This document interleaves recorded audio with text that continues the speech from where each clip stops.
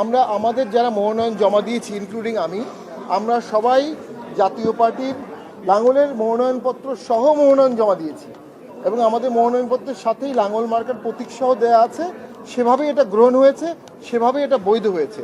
লাঙ্গল সম্পূর্ণরূপে জিএম কাদেরের মালিকানায় আছে, এটা এর ব্যতিক্রম হওয়ার কোনো আইনগত সুযোগ নাই। ধন্যবাদ। 25 থেকে 30টি। জি না আমাদের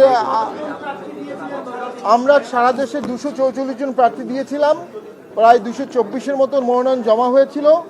25 থেকে 30 জনের বাতিল হয়েছে। এখন আপিলে কতটা ফেরত আসে আমরা দেখতে যাচ্ছি।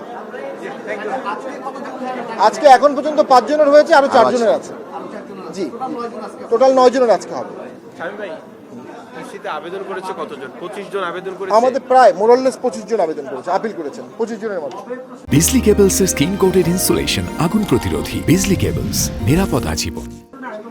জি মবের প্রশ্ন হচ্ছে, যেমন আমাদের অসংখ্য জায়গায় যখন মনোনয়ন বৈধ করা হয় তখন সেখানে মব একটা হুমকি দেয়।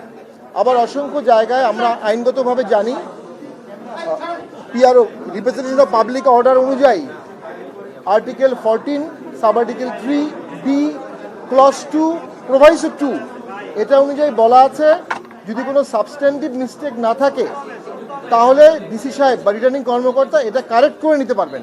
অর্থাৎ স্বাক্ষর ভুল হয়েছে, স্বাক্ষর ঠিক করে নিতে পারবেন। কোনো ডকুমেন্ট দেওয়া হয়নি, উনি ডকুমেন্ট চেয়ে নিতে পারবেন। আমরা অনুভব করেছি মবের ভয়ে অথবা কলঙ্ক দেওয়ার ভয়ে, বায়াসের অভিযোগ আসবে এই ভয়ে অনেক রিটার্নিং কর্মকর্তা এই ছোট ছোট মিস্টেকগুলো কারেক্ট করে নেননি।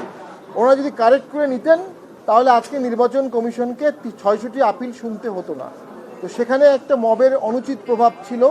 আমরা আশা রাখবো ভোট যত আসবে মব তত স্তীমিত হবে, মব ইলিমিনেট হবে, এটা আমাদের আশা।